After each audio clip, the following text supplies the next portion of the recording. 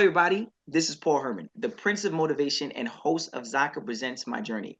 We're creating this vulnerable and positive platform where you can get inspired and motivated from different leaders from our community. Today, our guest is Lauren Brockett, who is an HR consultant. Lauren, welcome to the show. Thank you so much for having me. Look, the pleasure's all ours. I mean, having us, the amazing thought leaders like yourself on this platform to kind of just express their journey with our listeners, again, we greatly appreciate it. I mean, your time is very valuable. So I'm going to dive into our first question right here. Before we know about all this HR stuff that you got going on, just do us a big favor. Give us a little bit more of a background of your cultural background and where you grew up. Absolutely. So I was born in London, England, and I'm a bit of a triple threat. I have multiple cultures. I'm multicultural, multiracial, and an immigrant. My mother's from India, and my father is Cuban and Jamaican, Oh, and wow. it's really shaped a lot of my experiences as a child into adulthood. So I like to say I was born in London, but really raised in Atlanta because in 1996 we transitioned here, and so Oh, that was a during the significant Olympics. part of my life. Yeah, The 96 right. was Yeah, Atlanta. so the Olympics was earlier, and then I think we ended up coming right around that winter time. Okay. So yeah, it was an amazing time, for the country, also for Atlanta. So I mean, the yeah. 90s was popping. Oh yeah. Oh The yeah. 90s, the 90s was a vibe, you know? 90s in Georgia, and I grew up in so we first moved to Savannah first, and then 3 years later we transitioned to Atlanta. But I'd never forget my fifth grade teacher would tell us all these stories of how she drove to Atlanta on the weekends. And now as an adult, I'm like, oh, I know what she was driving to Atlanta to do. That ATL turn up is real. That's it. She couldn't tell us, I but know, no, right? it was She couldn't break the news to you. Like, look, I go out there for the peaches, but she was out there turning up. that's right. But that's, I mean, so you said Cuban, Indian, and Jamaican. Yes. That's a mixture right there. Yeah. And Yeah. Yeah. so help me out. Like, which, well, I don't want to say which one you related to the most, but which one did you Mhm. see a lot more within the house? I mean, my childhood, it was filled with um smells of curry, dance, and rum. I wasn't drinking You rum, don't but know sin. exactly. What you know. But Let's go. That's crazy how you yeah, said all three. You said yeah, all. yeah. I mean, but most the dominant culture was Caribbean. It was Jamaican. Mm, I didn't know much about my mother's side of the family. They it was quite controversial for a young Indian girl to marry a Jamaican man. So they had no context. They didn't meet me until I was about 2 years old. They and of course, once they met me, they were like, "Okay, yeah, we she think cool. we think we want to get to know our grandchild." So yeah, it was a bit controversial at that time in the I 80s. I I mean, yeah, yeah, because things are very conservative. I'm not saying it's That's not right. conservative now, but but I could see where that comes from. And obviously our parents, their thought process is a little bit different and stuff. Can you share a little bit more about like an immigrant story with us? Like what was growing up having that Indian culture, but then the Yeah. Caribbean, but then still being in like Atlanta. Like, Yeah. I think I was very confused um, because my worldview was shaped by being able to get to know the other, whatever that was, right? It was comfortable for me to be able to try new foods or, listen to a different set of music. So I would have moments in Georgia where I'm talking to my teacher or I'm talking to classmates, and they just were so mesmerized by how I was saying what I was saying that they weren't paying attention to what I was saying.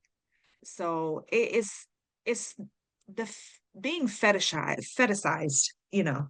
Hmm. Hmm. Um, and I think that while some people like the attention, I think for me, I just got very angry and upset that I was being put on this, front stage of, wow, she's different. We want to hear her talk again. So I started actually becoming quite mute.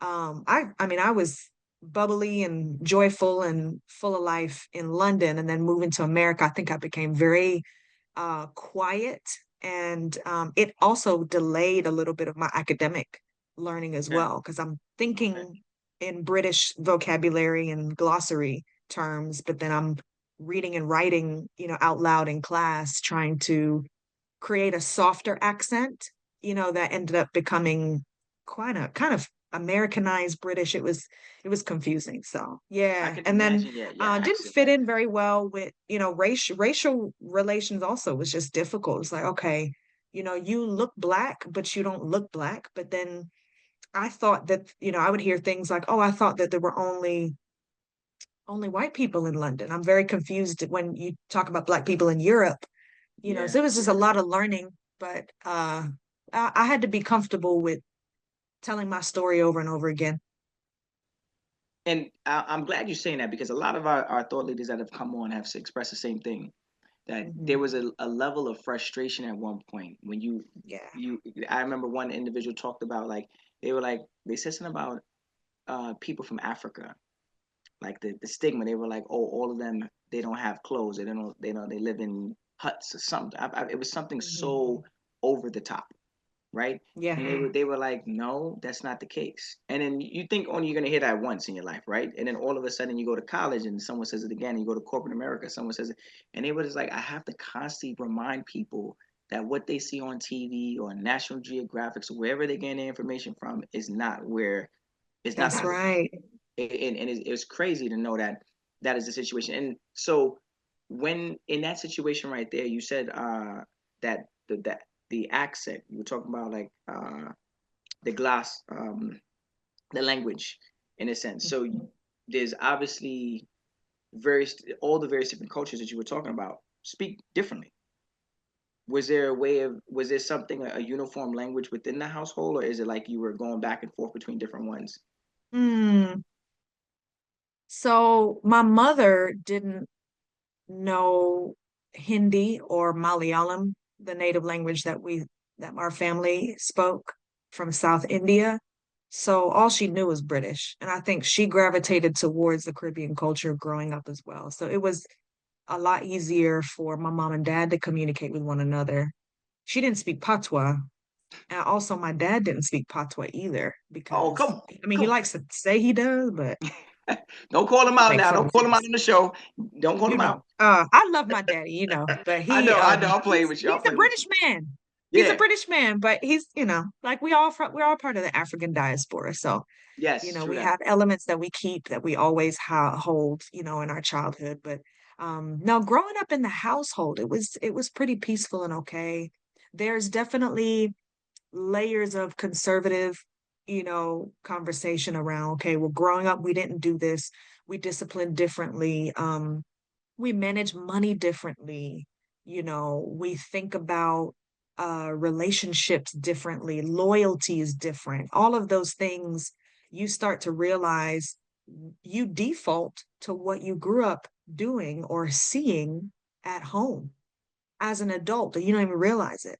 Hmm. So there were layers of that I think that they had to deal with and decide, okay, what's the new culture of our home for our children and in this new land that we're living in where we're the first family members to move here. So Yeah. that was another layer of just shock. Hmm.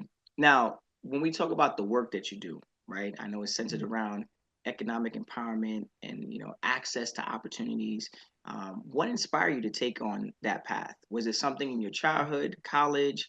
Like, what was it that kicked in, and you were like, "This is it. This is what I want to do." And how Yeah, did that's your like good. personal experience shape that mission? Yeah. I started realize, I mean, I love math growing up. I was really big into numbers. Um, And so I ended up taking the path of economic development. I was more focused on macroeconomics. And I never forget in my junior year at Emory, my economics professor used to work with Jimmy Carter. And he actually invited Jimmy Carter to come to our class.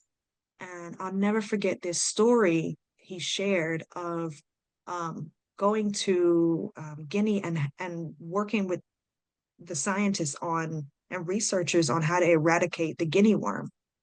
And up until that point, I don't think I had really had a lot of touch with the developing nations, and I've traveled to Jamaica multiple times, but I think my family did a good job of just in some way masking me from true grit and hardship. Um, and so I was curious, obviously, with family members and my father talking about growing up in the streets of Kingston, or my grandfather talking about how he was homeless in Chennai and Kerala. But when heard Jimmy Carter's story, he shared walking alongside women and young boys who had guinea worm growing in their body. I'm thinking, a parasite growing in your body, and you can feel it. I mean, it was disgusting, Mm, but he was graphic with the story, and it shocked me to my core to know that there were people who were coping with their disease or their virus on a day and had almost taken it on as an identity. So this woman was holding this guinea worm that she was carrying around for years with her. mm. And when he met her, he's like, we need to get this out of your body. This is not part of you.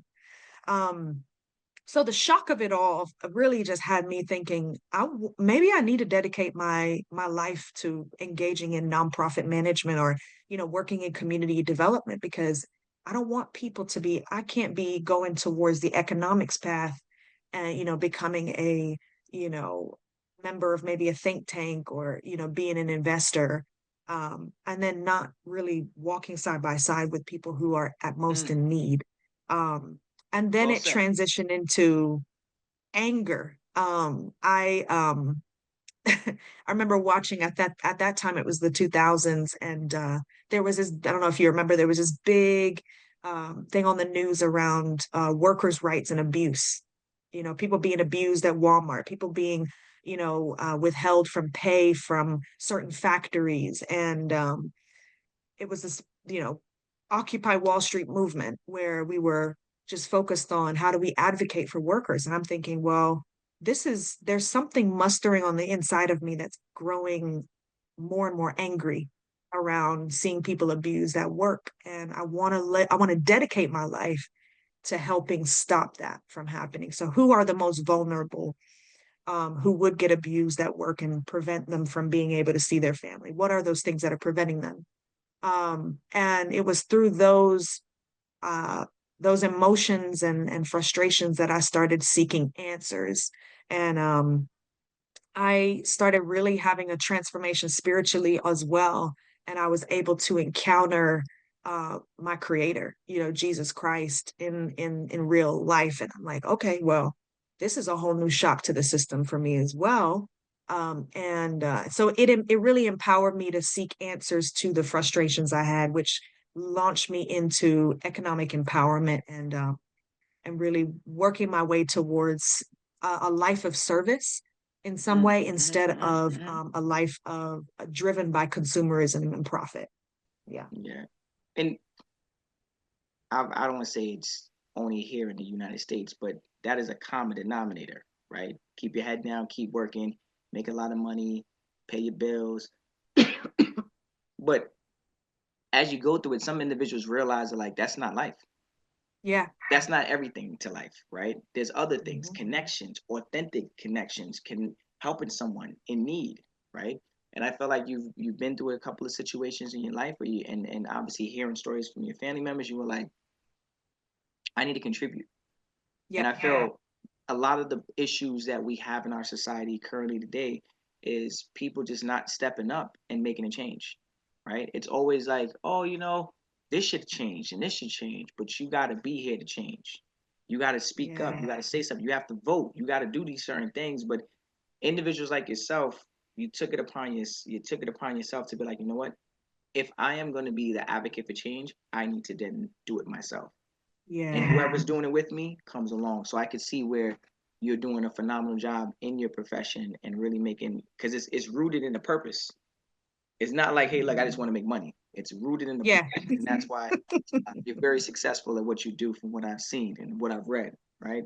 And I know you've worked with over 6,000 job seekers. 6,000 job seekers. I want our listeners to know that 6,000 over, not even six, over 6,000 job seekers, helping them to build their career, programming for underrepresented communities. What is some of the biggest barriers immigrants and refugees face when trying to enter into the workforce? Yeah. So, I was telling you I finished Emory and had all those internships, and I connected with refugees by accident. I was unemployed, I thought I did everything right. I got good grades, finished undergrad and did economics, business development, thought, okay, great. I'm gonna make my parents proud. Typical immigrant story. And facing, going back to my parents' house and just searching online. I think I did every mistake you could think of. I was late to interviews. Mm, I I would apply to a job, forget to respond. mm. I You was doing it. I was making all the mistakes. I remember just applying to jobs on Indeed and Craigslist and Career Builder. And I'm thinking, I did everything right. I got good grades. But it's not about the performance as much as it is the relationships that you build. So my colleagues or, my peers at Emory either had wealthy parents that were well connected, or they, from sophomore year, had gotten internships and built a career through their relationships with their managers at those internships before they graduated. True. That's the one of the biggest challenges I see with immigrants now, right? Is they focus on head down STEM, and but it's about relationships. So I think one of the biggest barriers that I find is the networking piece for Mm-hmm. immigrants. And I'm telling my story, as I'm the first one to make the mistakes too. Mm-hmm. And then knowledge, being able to be knowledgeable about just cultural nuances in the workplace. There's a certain level of tact and greeting that you need to have. Um, and then I think what's unique about the community that I served for the 9 years that I was helping them write resumes was mobility. Atlanta specifically is just one of those fragmented cities where people live in different outskirts, and depending on where you live, sometimes will really be the launching pad for where you end up in your Mm-hmm. career. It's very interesting to see the wide income gap, and it's based on zip code. Um, so a lot of the families that I would work with while I was unemployed, I would write their resume and think, well, let me tell you what not to do, because these are the mistakes I've made. True that. And so I'm gonna help you write your resume. Hopefully I'll find a job too. And little did I know that the nonprofit was looking at me as a candidate. So I got my first career job without knowing I was supposed to interview. I was interviewing. So it just was Mm-hmm. a natural service. And so Okay. I But was the that's how you got to director do. of that. Yeah. That's right, You gotta lead exactly. like that. If you start leading with a different thing, then it doesn't come to you like that. But It when you're doesn't, in this, it's not authentic, right? it's like, Yeah. come on, we're gonna check that Yeah, box right so there. that's how I ended up being the director of the Career Center for 9 years. They ended up, bringing me on and saying, "Oh yeah, you can create new things for these immigrants that you, with your HR knowledge, and your immigrant background, I mean, you're perfect for that. So yeah, that was my accidental career. And you in that time frame, you mentioned a few things, which a lot of our thought leaders before had said stuff about it, like um, some of those barriers. And you mentioned about confidence. You mentioned about the language. These are things that like as immigrants, they're like, oh, you know what? I'm just going to keep my head down because I can't make that connection because we don't speak the Right. same, we don't move the same, we don't think the same. So it already, you're right. You could have amazing performance. You could have came from the Caribbean with straight A's, but Yep. when you get here and now you have to speak and actually connect with people and build relationships in a matter of a couple of minutes too, sometimes because people write you off, right away. They be like, we're just not clicking. Next candidate, please. Right. Hmm. So it is a very hard thing for those first and second generation immigrants to say to themselves, like, I'm nervous. I don't even know if I'm going to be accepted. Yes. That stuff kind of comes in, but then have people like yourself who are leading and saying, hey, look, it's okay. Let me help guide you. Let me help you with your resume so you can actually have a conversation when you sit down, you feel comfortable. Because this right here could start the conversation, but be prepared Hmm. for the next step. So Hmm. kudos to you for, getting into a position to help people feel more confident when doing certain things. Now, I know during a time frame, COVID-19, which is a very, I want to say, it could go both ways. Some people walked out of COVID-19 bottom of the barrel and probably still Yeah. way out, right? Other individuals like yourself did a lot of great things. And I think we definitely need to talk a little bit more about it because during that struggle for everyone, when the whole world, in a sense, was on a standstill, you were able to launch. Uh, you were able to launch your program, your company within a marginalized neighborhood during Yes. COVID-19. So talk to us a little bit more about that and experience and how you impacted that community. Yeah, thanks for bringing that up. So, I in 2020, it was a wild year. It also happened to be the year that after 9 years of writing resumes, and I also worked with a lot, dozens of companies every week, local employers that were hungry to understand how to hire, hungry to understand how to build a workforce that was multicultural, multilingual. So I built a lot of great connections, but I got burned out in 2020. And so in January, I ended up sending in my resignation and didn't, I knew I was transitioning into more of a global company. And my thought was, I'm going to be able to work for this philanthropic organization that works in the refugee camps overseas.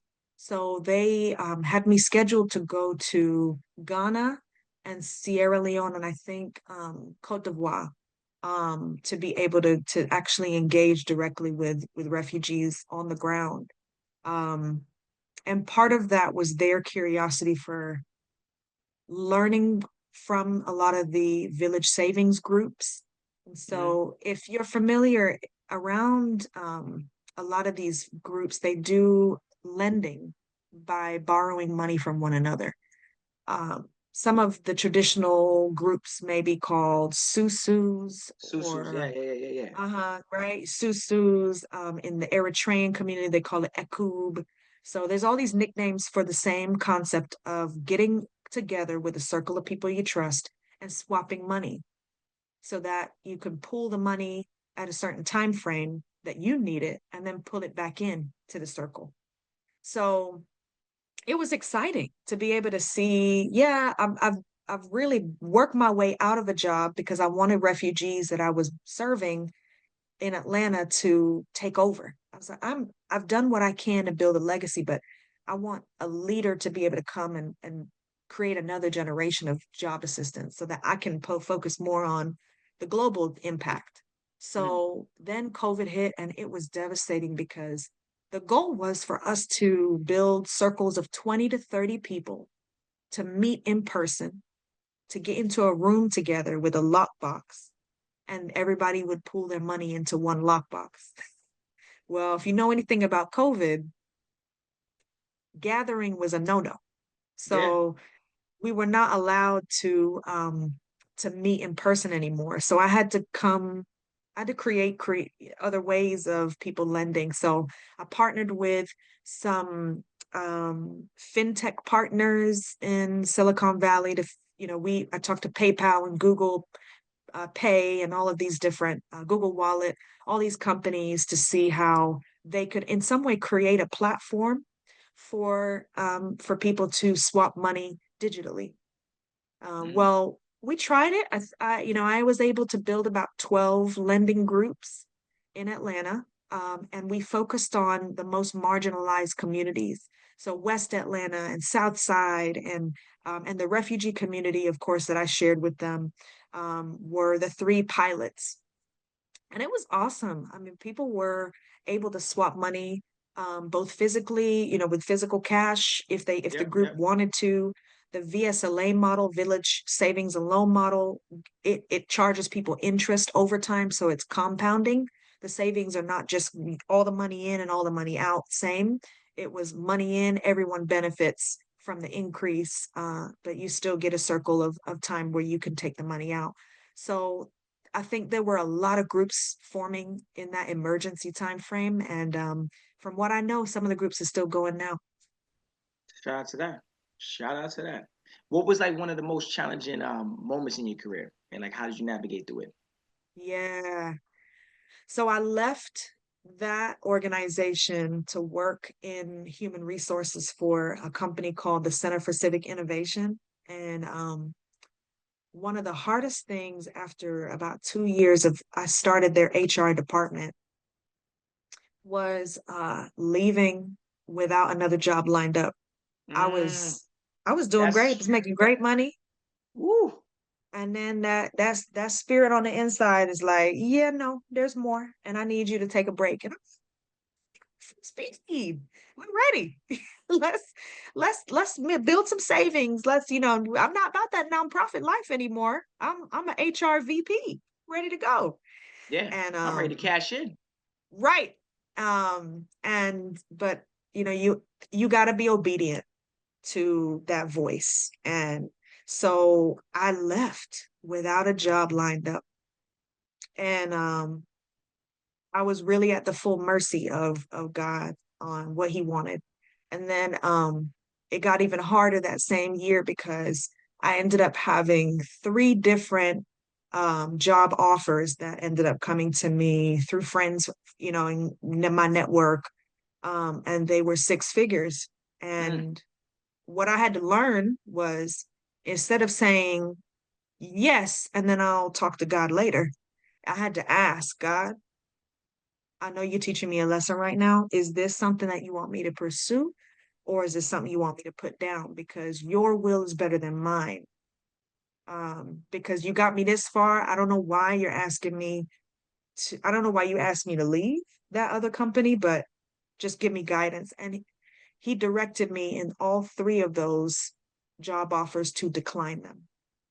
So I went from leaving a job, not having another one lined up, to having to actually say no to six figures three times. And it stripped me. It stripped me of everything in my identity. But I learned that your worth is not in what you do and how much you make. It's about being in full surrender and obedience to what your purpose is. And so I think the 2022 really made me. It really mm, made me. mm. Mhm. You hit something real strong right there. You said three jobs. First and foremost, when you said you left the company, right? That's already a Mhm. hard decision, right? And you're doing pretty well. It's hard to leave, but a lot of people listening right now, any one of the listeners will be like, okay, I get it. There's a point in time where you want better for yourself. Yeah. Three opportunities, all at six figures, and you still said no. Still said no. That right there is where the listeners are going to be scratching in right now and being like, Uh-huh. that What that was she thinking? that's right. But you highlighted faith earlier in our conversation and being obedient and having something, a higher power, a higher influence in your life. And I feel like a lot of the listeners that have, I mean, not listeners, a lot of the thought leaders that have been on have had faith in something. right? Mhm. A higher belief in something to help guide them through this thing. It wasn't just like I'm just gonna keep my head down and keep moving like my grandparents have done before and my generations from back then. I'm also gonna have that on my back, but I'm also gonna go forward with faith guiding me as well too. So I'm glad that you're able to kind of combine the two to kind of help you navigate through stuff because three different jobs at all at six figures, and I know they were like thirsty. They were like, "Come on, pull up. You can start Yeah. your car, get your desk and everything." And you're like, no, no. But look at you, happy. You're still happy, still Mhm. moving, still grooving, still got that smile on Mhm. your face, and still helping your community. That just goes to show you there's more to life than just the six figures. And you could That's pass it. six figures in so many different ways. Six figures doesn't mean just in your bank account. I need to have six figure smile. I need to have a six figure health. I need to have six figure family relations and stuff. Because you can have all that money and not have anything else. So I'm Yeah. glad that you didn't fall victim to what society can sometimes puts in our forefront of our eyes and say this is what you should be focusing on. And I know Mhm. that there got down to writing a book as well too. Mhm. So you are just tapping in this whole journey. I'm like, okay, check box here, check box here, check box, and now we're talking about a book, and it was called Always Employed, and Mhm. you outlined 10 simple rules for job seekers. So listeners, I'm gonna remind you, you go pick this book up. We're gonna find out more about this book. But what is like one of the rules that you think immigrants and refugees should keep in mind when the number one rule when coming to like always being employed. Yeah. Yeah. No, I appreciate your kind words because it was a journey. It was hard. I'm not going to say it was easy to go through that. But you have to follow your purpose, right? And part of my purpose was finishing a book. And I'm thinking, oh, I can do that on the weekend. Why do I have to do that? Why do I have to dedicate my time? But I knew it had taken me 7 years to begin to write the pieces of the book. Mm, And so that gap year of being able to not have any job lined up allowed me to focus and be fully obedient. And so that's where Always Employed was birthed. And so I have been able to reflect on, the top 10 simple universal lessons that I've learned from working with people from over 175 countries. And through my human resources knowledge and my experiential knowledge, really on the ground with people that are in transition, I've been able to merge those worlds together to provide a lesson for people who are in transition and encouragement to know that, you're not alone, but there is some guidance that you'll need through this journey of self-discovery, discovering your skills, discovering, what you can and can't agree to when you're looking for a new opportunity, knowing that it's not all about what your parents told you should do or a straight linear career path, but your journey is really about what you want to do and what you're motivated to accomplish and serve for others.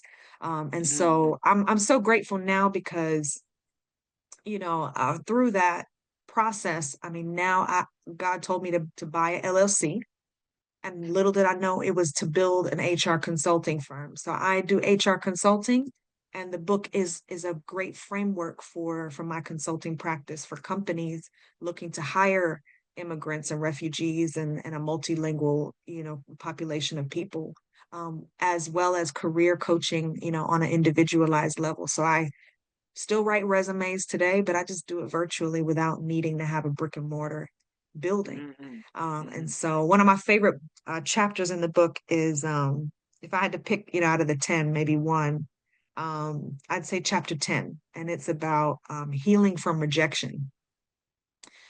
So the subtitle is Dare to Dream Again. And I'll never forget this immigrant he was from Ethiopia.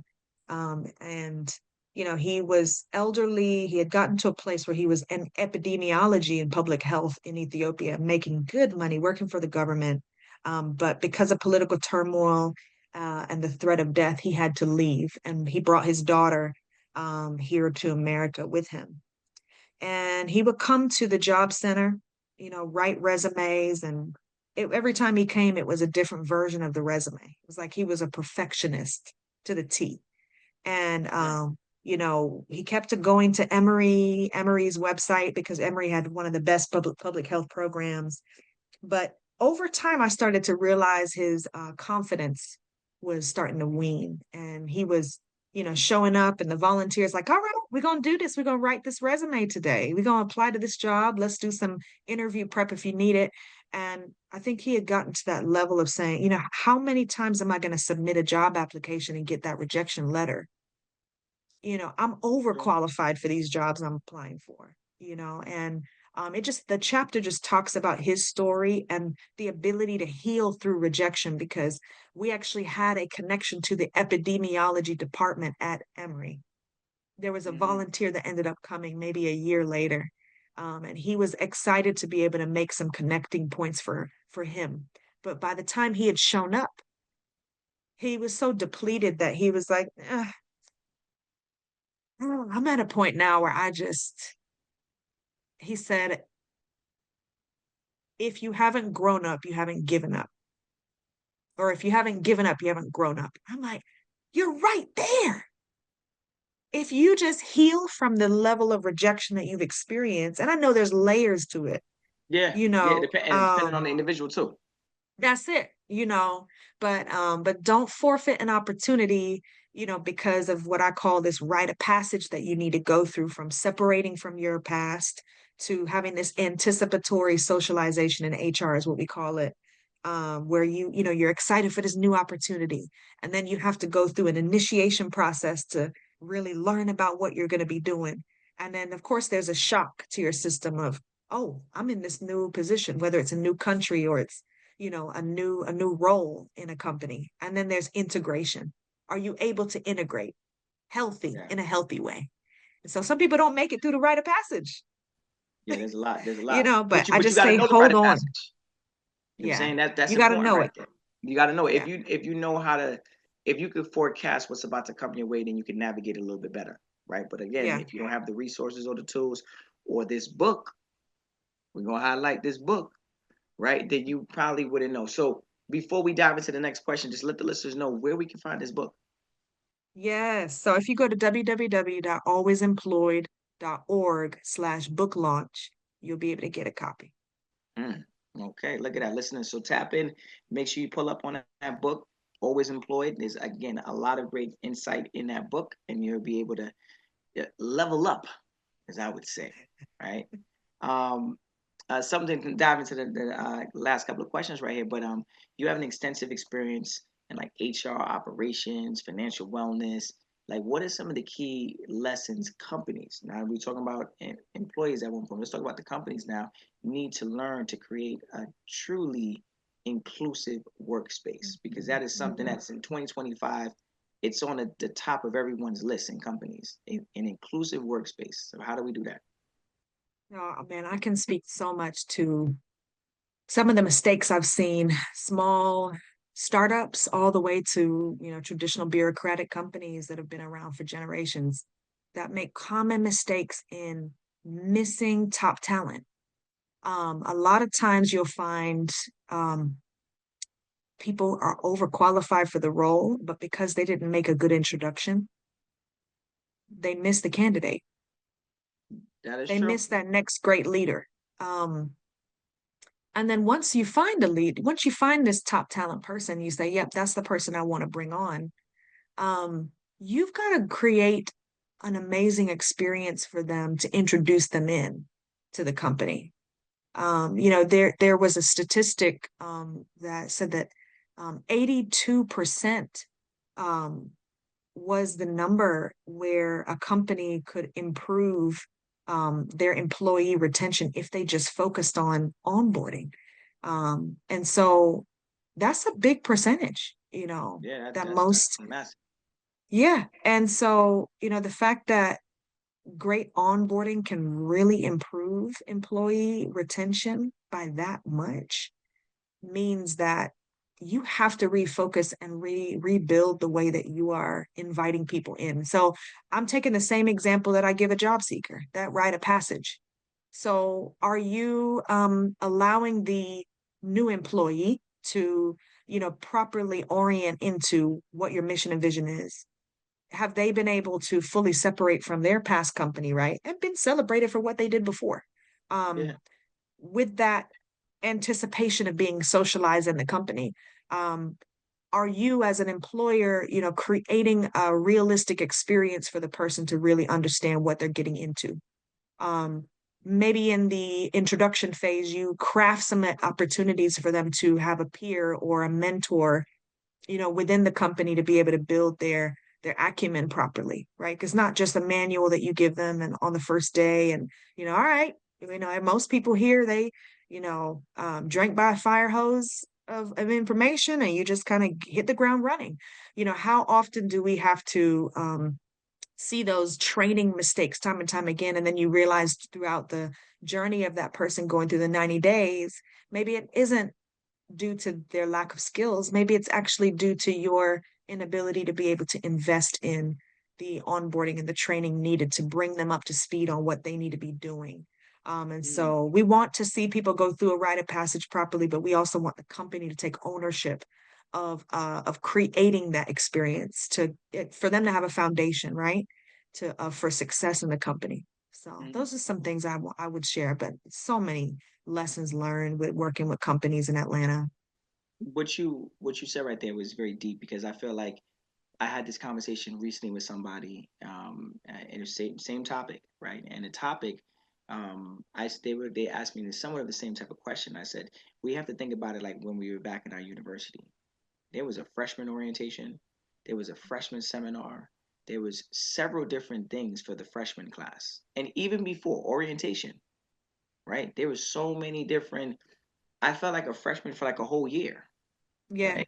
I didn't feel like a freshman for the orientation day, and I was like, all right, I'm a freshman, and then now I'm a student now. I felt like Mhm. I was always reminded that I'm still a Mhm. freshman by all Yeah. these things, right? And then finally, when I get to a level like maybe like the second semester, that's when I was like, okay, I think I got Yeah. my foot in, right? But Right. they didn't let up on us. They kept reminding us, hey, look, there's a freshman seminar, there's a freshman this.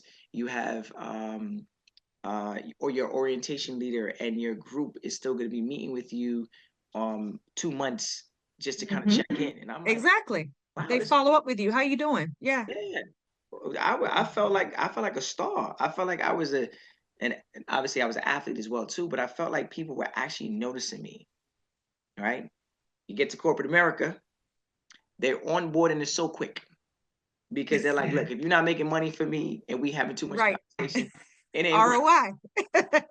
much talking going on. Look, we need to talk about money, right? And they lose track of what it really is, that authentic relationship that we was talking about earlier in our conversation. They lose track of that because they're like, it's a numbers game. I could get 10 people in and I could tell them something real quick and have y'all start running. Let's get the next 10. Keep it and like it's like an assembly line. But then years later, months later, people are unhappy. People want to leave. People are asking for Yeah. higher pay. You start to see all the struggles start popping out, but then you say, where did it start from? Yes. Where did it start? It started from the top, and You that's set expectations, right? you done broke it down right there. And I think I dived in a little bit more to kind of tap in and say, hey, look, I'm with you on that because Yeah. that's a very big topic right there. Yeah. I know. Another thing is the job lady nickname. Job lady nickname. Let's talk about that real quick. The job lady nickname speaks speaks high deeply, right? What is like the most fulfilling part of building career paths for those who need it the most? Miss Job Lady.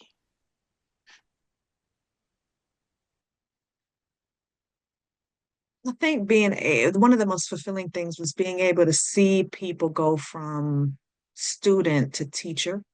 Mm, Um, I I will never forget this one gentleman from Iraq. Well, he was originally from Iraq. He had to leave Iraq because of the war in the early 2000s. And then he had to leave, he fled to Syria, and then Syria had their issues. He had to leave Syria. So he spent time in Turkey and brilliant guy. He was running a computer lab in Syria. And when I met him and invited him, he needed my help to write a resume for to get out of some warehousing job he was in Tucker, Georgia. And I ended up working with him and said, "Wait, you ran a computer lab?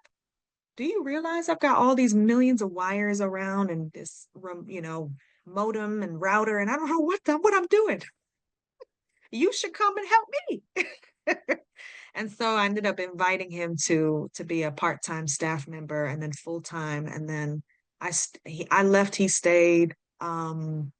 And gosh, now he works for Cox Communications and is creating jobs for other people.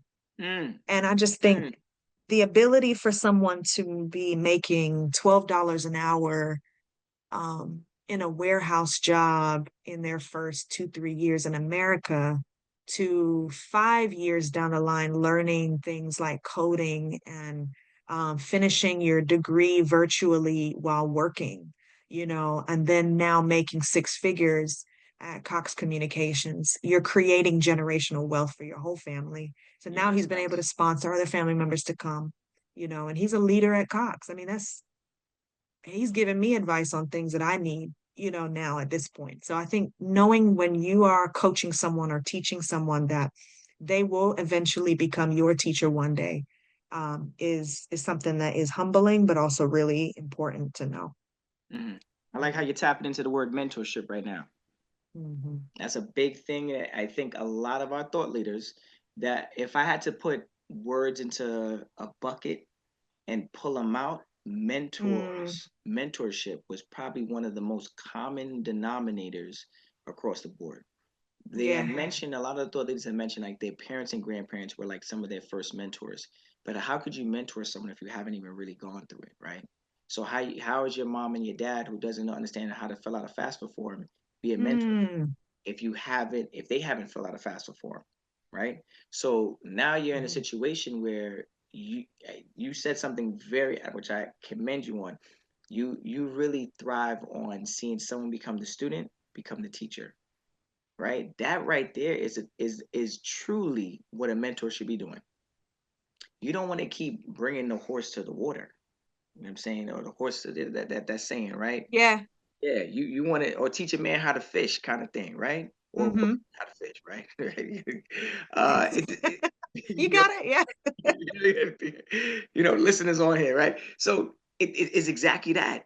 But some mentors don't know that that's really what's supposed to be happening, Right. Right. right? Mr. Miyagi back in the Karate Kid back in the 80s, homie was like, look, wax on, wax off. But he wanted uh, Daniel to become a really good martial artist. Like that Yeah. right there is what it's about. So talk to me a little bit more about this mentorship and how it plays a major role in this immigrants and refugees journey. Yeah. I think mentorship is so important, and I grew up in a generation where you find your mentor, you meet with them, and you share your career goals and all that. And so I was constantly searching for a guide. All the time. I would even ask people, "Can you be my mentor?" Those people Knocking on never ended up doors. panning out to be the mentor. Yeah, you're not gonna It knock, you're not was knocking doors. No, yeah, it was the people who, were a lot older. It was actually a lot older men that I didn't have any kind of relational sexual connection to at all. They just saw potential in my growth. And um I, I think me being able to be vulnerable with them to say, here's what I'm doing well and here's what I don't know how to do. But I have a question. Can you answer my question? And I kept asking questions and then sharing when I made mistakes. And I think, the difference between a teacher and a going through, teaching or going through discipleship is just very different. Um, I met a lot of teachers in my life that could celebrate the milestones. Like, okay, we're gonna go from this to that and we're going to celebrate when you get to that, right? But being discipled, it was the ability to be able to be vulnerable with somebody who's stronger in an area that you're weaker. And then for them to not scold you for it, but to say, all right, I'm glad you admitted you made the mistake. How are we going to do it differently this time? And I'm still going to invest in you, not because of the mistake you're making now, but because I know you're going to make the right choice later. So I Mm, had a lot of investors within my vision that could understand why I was doing what I was doing, what my purpose is, and they were committed to me in the long term. And so they gave me upfront investments, on the vision that I had, and then I knew I was committed to seeing the return for them. And so those were my mentors, but I never called them mentors. They just ended up being that. mm. And I think sometimes that's probably the best mentorships, Yeah, where it just you're not like saying, "Hey, look, could you sign a piece of paper? Say you're my mentor." Right? Your parents, were your mentors originally, right? So it's not like you're like, hey, look, mom, I need you to be my mentor. Sign this paper, right. fill out these hours.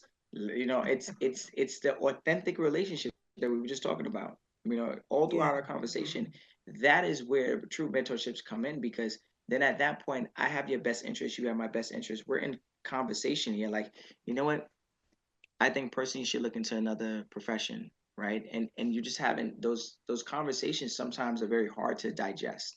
But that again is a good mentor, someone who's not afraid to hide from those, vulnerable conversations. And it helps Oh, yeah. tremendously. And I know that a lot of our immigrants and refugees and first and second generation, in a sense, have a hard time sometimes navigating in life in general, right? With all the obstacles and struggles that they have already in front of them. So to find somebody that already has gone through it or has a better understanding of it, because not everyone can say that they made it to the other side, but at Yeah. least have an understanding. Hey, look, that FAFSA form, you might need to fill it out. Why? Because this is where you get financially. I'm not saying I'm the best person to fill it out, but I know the value in filling it out. Then at that Yeah. point, we try to find the answers, and we might find it together, right? So I thank you so much for just really highlighting the mentorship that you provide. I love the story that you said this person was someone you brought on. They still stay at the company, and now this person's helping you in your profession and what you do. So that's just beautiful. That story was beautiful to even hear. Like that's crazy.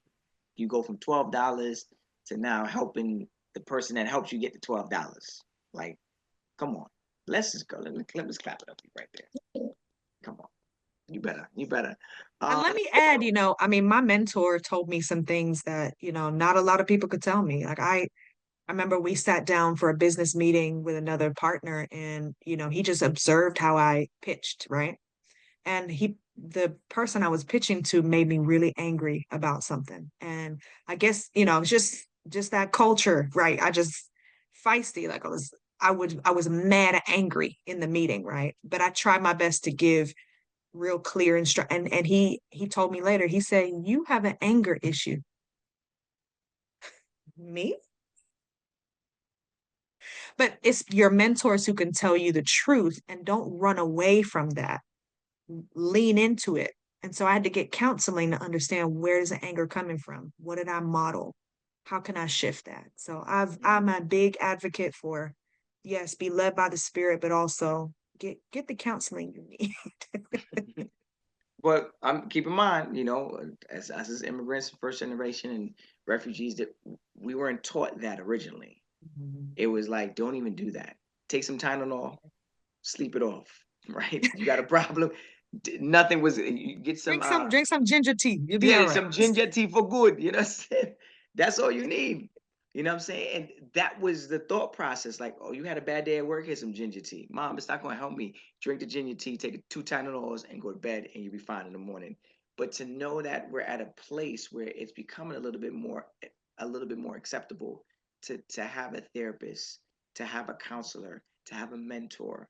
Like I didn't really know about that until I got to college or like even like the end of high school when you had that guidance counselor who truly helped you. I was like, wait, hold up, there's someone who actually helps. I could go to your office.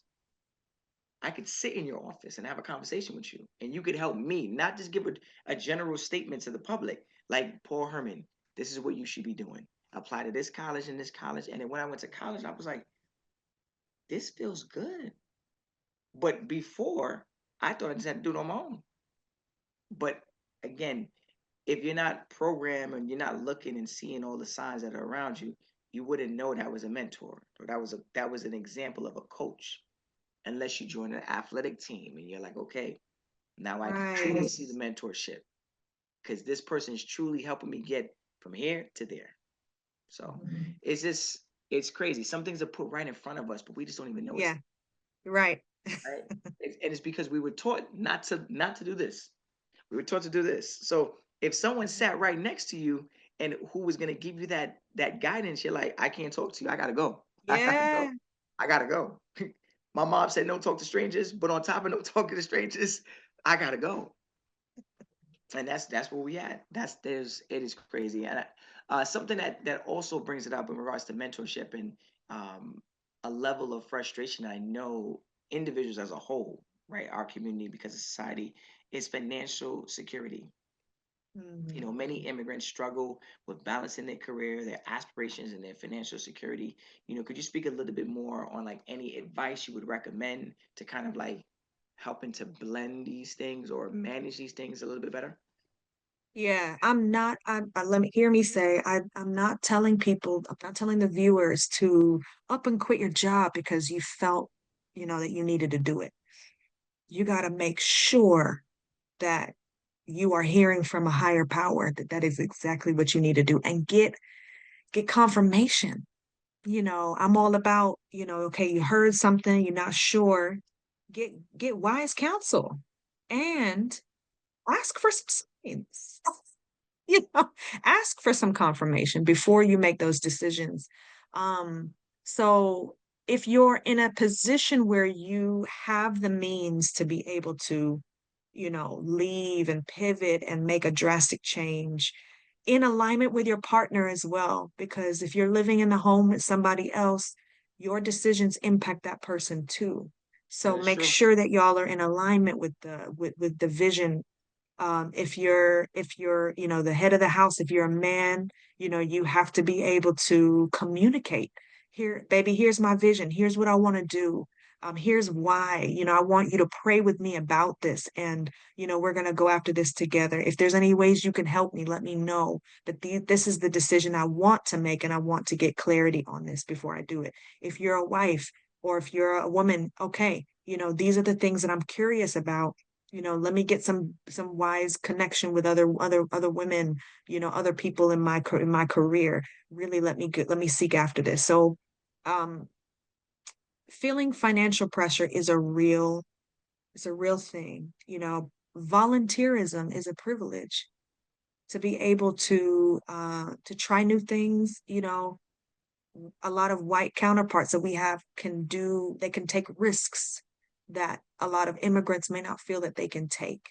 However, um, you're not alone, but it's about building that safety net around you that, will allow you to fall and then be able to connect back up. Mm. And I think the motivation behind it is always going to be important. So your aspirations for your career should not be driven by selfish ambition, but also what the more you grow, the more wealth you make. I believe that financial stability will come when your creator realizes that you're willing to give more away than you are to keep. So if you're willing to think about, all right, I want to make more by making this move because of my intention to serve more, to believe for bigger, because I want to have more faith to be able to step out to serve and make a greater impact, not necessarily, um, a bigger reputation. So that's the thing I would say, and you're going to be blessed for it. That's what I would say about It's financial stability. That's what I've learned, at least over the last few decades. and when it's obviously when you're driving, you know, people start be, you know, rubberneckers, right? So when you see a lot of people in their financial gains because they're following what society has put out for them, you're like, guess I got to do that. But then you see somebody over here, and it's, you know, people get so sidetracked. So financial security is definitely always going to be a, a topic at hand. There's no one way to get there, right? But I'm with you 100% on that. Like your maker, that individual up top that you believe in will provide you with those signs. And sometimes it might not look like a sign to you. It might be like, oh, why am I going to take this internship? But at this internship, someone's going to notice me who's going to give me this. But we don't know it. And if we knew what our maker had in store for us, we probably wouldn't be stressing. We would just be going through life like, all right, I know next week is coming, so I ain't even worry about my rent, you know? Right. But you got to have faith. You got to have faith that, like, you put me here for a reason. You're connecting me to these people. Why are you doing it? And sometimes, like you Mhm. said in the beginning, you got to question, you got to ask questions. And sometimes you got to ask the questions to yourself. And once you ask those questions, you could sit back and be like, there's a reason why I'm in this room. I don't know why, but we're going to have to figure it out. But you can't figure it out by not making connections. You can't figure it out by not showing up. You can't figure it out by not being present. And the more present you are, Yes. things start to change a little bit more for you. But hey, you know what? Mhm. I realize that you're really good at writing resumes. I have a client of mine, and you're like, me? What? Yeah. Hmm. You think I'm the person to help you? Yeah. How much? And you're like, I don't even know what to charge Yep. because I didn't even know you wanted me, right? And then it Yep. just turns into you owning your own business, Hmm. right? So it is beautiful, and something I want to kind of let the listeners know, and I want you to kind of say it right now. You have a famous quote that you throw out there, right? And it's all about that purpose, right? So if you could dive it a little bit more, I don't want to spill the beans on the quote, but I could jump in and do it. But I really want you to say it and why it means so much to you, and like how did this come about? Yeah. My quote is your purpose is defined by what you have overcome. And that means a lot to me because through the growing pains, and you referenced that at the beginning of our talk, it's through what you've grown through that you grow, right? And you can help other people. It's about vulnerability. It's about the ability to say, here's what I can say you should not do based on the mistakes I've made. Um, and so a lot of times people ask, what's my purpose in life? And a lot of it comes down to what do you know and what have you been through that is unique that many other people have not been through? And how do you combine that together? This is what I've studied, and this is the unique experience that no one can make up that I've been through. And I'm going to Exactly. put these together and I'm going to create a package that's going to serve somebody else. And so pay attention to what you're curious about, what you're curious to learn, because I think you're always a lifelong learner. And recognize that, your vulnerability and your unique value is going to come from your own experiences in that space. Mm-hmm. And so, you never met a teacher who hasn't really gone through it, right? Otherwise, it's just inauthentic. 100%, 100%. And but those are the So teachers you connect with the most, the ones that have gone through it. that's That it. you remember Exactly. years later, like remember Mr. Hernandez, that guy Yeah. got me, because but again they went through it and they shared that, Yeah. right? And if we think back to our ancestors, like they would go out and come back to the community and say, hey, look, this is what happened. A couple Yep. miles away, this is going on. There's land here. Like this is what go like, society. If we really think back to that primitive time, that's what it was. Yeah. So if we go out and never come back and never help, then this area would never grow. That's it. And this was the area we came from. So there's another Paul, there's another Lauren in the next generation to come. If Yep. you go back, there would never be the next Paul, there would never be the next Lauren. So we got to think how our ancestors did. Go out, hunt miles and miles away, come back and say, hey, look, we done found something. Yep. But it's a hard thing to think of because we're so programmed to be like, let me just worry about me. Yeah. Just worry about me. And Yeah. obviously you got social media, you got AI, you got all these other things in your life that really just distract you from like really thinking of where we came from. Hmm. Kings and queens. Hmm. Forget Absolutely. things. We forget these basic concepts: Hmm. giving, sharing, caring, Hmm. loving. These basic words that are throughout history have changed the trajectory of life. Yes. We're taking those words out of that book and putting money, putting selfish needs in front of us, Hmm. big houses, big cars. That's all. That's people processing now. They're like, that's all I know. Yeah. You stop for a second and really look at the book that was taken away from you at a very young age. That said, A is for Apple. You know, they said it clearly in the book. Sharing is Hmm. caring, right? We were Hmm. taught that at an early age. Yeah. It's an adult that doesn't even exist. Don't even say those words Yeah. in office. We don't share. But Yeah. individuals like you have really made an impact on your community. And I want to thank you so much for just being present on the show today and really just, voicing a lot, a lot. You dropped a lot of gems and you have done a lot from helping other individuals to your book, to your company. Like you've just been checking off the boxes. So you definitely are aligning your purpose. You definitely are aligning in your faith. And whoever's leading you, trust when I say they're probably your biggest fan right now. And always. They've been like, yes, thank you, Lauren. Thank you, girl. And they looking back at everybody's, I told you she was gonna do it. Right. Y'all thought I was playing. Eventually, she got some burns and bruises, but Yeah, she she made done it through. figured it Yeah, out. no. You know what I'm saying? You never arrive. I mean, I will tell you a good ending for this. I am making more than I ever would have imagined. So the faithfulness to be able to just be obedient is paid off already. And I'm like, oh, this is why you wanted me to push forward. And so there is a happy ending, but you have to go through that rite of passage to get through it. Yeah. Mm. Listeners, you done heard it today. Lauren has dropped some gems, and I know that we should have her on a lot longer, but we can't take up her time like that. But Lauren, I just want to say thank you so much for just being present, being here today, and really again just really being vulnerable on this platform. That is one of the biggest goals here at Zaka that we're really trying to push is really making sure individuals like yourself have a platform to share your story and inspire people around the world. So thank you so much for being present with us. Absolutely. Thank you so much, Paul, for having me and Zaka. So No, grateful for this platform yes, and the yes, ways yes. that you're blessing the diaspora. That's right. We must bless everyone, but bless up. Yes, and I want to let the listeners know if you want to hear more inspirational stories like Lauren, please check us out on ZakaConnect.com. Follow us on our social at Zaka Connect and follow our feed, Zaka, wherever you listen to your podcast. Love you guys.